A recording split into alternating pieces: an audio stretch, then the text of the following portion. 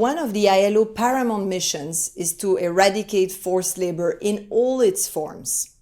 To achieve this goal, we work together with governments, trade unions, businesses, and civil society organizations, creating a powerful alliance against the complex crime of forced labor. First, we advocate for the ratification and implementation of ILO standards against forced labor. For instance, we offer expertise and guidance to national stakeholders in crafting and implementing national action plans. National action plans should be comprehensive and inclusive of prevention. One of the first steps is to ensure that fair recruitment of workers, in particular migrant workers, who are 3 times more likely to be trapped in forced labor than national workers. Migrant workers are often deceived during the recruitment process and led to accept a job without information on the real nature and condition of work. Most migrant workers have to pay recruitment fees and costs to get a job. These costs include travel, medical exams, visa and training costs, etc. In some cases, these costs can be as high as what workers will earn over a period of 17 work months once at destination. In other words, workers can be indebted even before they migrate. This can expose them to the risk of labor exploitation and abuse, including debt bondage. The ILO supports the principles that labor is not a commodity, and hence workers must not pay to access employment. Recruitment fees and costs should never be borne by workers. Forced labor often hides in plain sight, making detection a huge challenge. To make sure that we leave no victims behind, we have equipped labor inspectors and other enforcement officers with specialized tools to spot forced labor in various sectors. Innovative methods are developed to ensure that more victims are identified and rescued, especially in at-risk sectors. As per ILO's 2022 global estimates of modern slavery, at any given time, a minimum of 128,000 fishers are trapped on board fishing vessels, a workplace characterized by extreme hazardousness, isolation, and gaps in regulatory oversight, with an estimated 100,000 fishers losing their lives annually. Once on board their vessel, fishers are cut off from the rest of the world. So when these abuses take place on the high seas, they are most likely to go unnoticed, unpunished, and unreported. So it is the brief interlude during which vessels arrive at ports that provide the best opportunity for the identification and disruption of this crime. The ILO Accelerator Lab 8.7 has developed and piloted innovative tools together with the South African Maritime Authority to better detect forced labor, including on foreign flagged vessels at port. These tools have refined the review of vessel documentation and the inspection of working conditions on board vessels, and have specialized the technique of interviewing the fishing crew.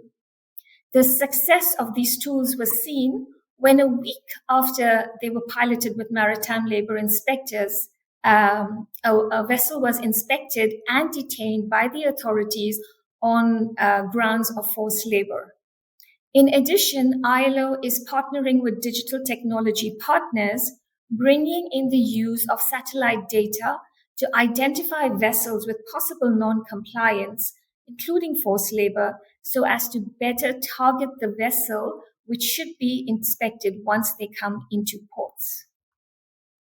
Once victims are identified, we support them in accessing justice, including compensation for wage loss. El acceso a la justicia es clave para garantizar la protección de derechos de los trabajadores. En Perú existen casi 6.000 jueces de paz que se encuentran en zonas rurales y conocen los problemas que se presentan en la comunidad. Por tanto, se encuentran en una posición privilegiada para prevenir e identificar casos de trabajo forzoso.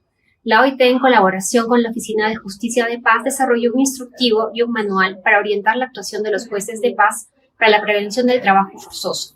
así como una serie de herramientas para el fortalecimiento de sus capacidades, demostrando ser un mecanismo efectivo para apoyar el acceso a la justicia. Rescuing victims is not sufficient. It is paramount to prevent them from falling back into forced labor. To ensure this, the ILO provides targeted skills training to empower survivors in acquiring the knowledge they need to secure decent work and stable jobs, while reducing their vulnerability to unscrupulous recruiters and employers. The ILO Bridge project has supported over 1,100 former bonded labourers in Nepal with skill trainings. Based on a comprehensive market analysis and a participant needs assessment, trainings were offered on 22 trades and complemented with business skills trainings. The results speak for themselves. More than 70% of participants increased their income and 80% have their own business. There was also a social impact. People who used to be looked down upon feel more respected and integrated in their communities.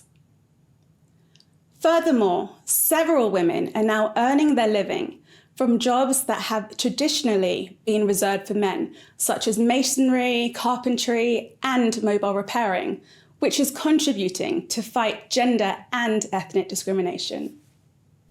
Last but not least, we aim at preventing forced labor in the first place.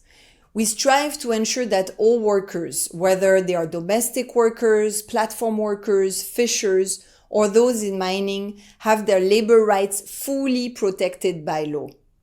We work to strengthen trade unions, enabling workers' voices to be heard, even in historically low unionization sectors.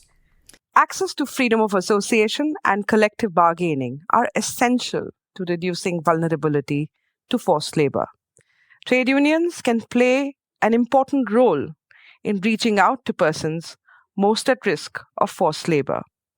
In collaboration with ILO's Work and Freedom Project, trade unions have reached out to workers from marginalized communities prone to migrating into forced labor conditions in 3 ways. First, we reached out to potential migrant workers in rural areas to spread awareness about the risks and benefits of labor migration. We also offered some pre-decision training to aspiring women workers based on their needs. Workers have the option of joining as members of trade unions before they migrate. Second, we provide them with sector-specific training as well as placement opportunities. For example, the Seva Union in Kerala helped women workers from marginalized communities who were prone to migrating into forced labor conditions and being trafficked for domestic work to the Gulf region. Seva provided them with training and placement as domestic workers, prenatal and postnatal care workers within the province. And finally, organizing workers in under-regulated sectors in destination areas helps put the spotlight on poor working conditions. Trade unions worked in destination countries and destination cities within countries of origin to lobby for minimum wages, decent working conditions, and the ratification of related ILO conventions. And finally, we also collaborate closely with employers' organizations and the private sector to raise their awareness on how to prevent and how to mitigate forced labor and develop due diligence tools. This is particularly important to support businesses in adapting to requirements of emerging legislation on corporate sustainability, due diligence, supply chains transparency, and import bans. In Malaysia, the US dole-funded Bridge project supported the Malaysian Employers Federation in the development of an employer's guide and training on employers' responsibility for preventing and addressing forced labor. Such tools provided practical tips and good practices during pre-employment, employment, and post-employment of workers, particularly migrant workers. Since one of the responsibilities of labor inspectors is to provide technical guidance to employers on good labor practices, such employer tools and training could be useful to refer employers to. and to give labor inspectors some example of how to communicate the issues and actions needed in a manner that businesses can easily understand. Preventing forced labor through awareness raising and capacity building for employers should be part of any strategic compliance plan. ILO's comprehensive approach, which is rooted in collaboration, prevention, and empowerment, is driving us closer to a world free from forced labor. Together, we can make this vision a reality.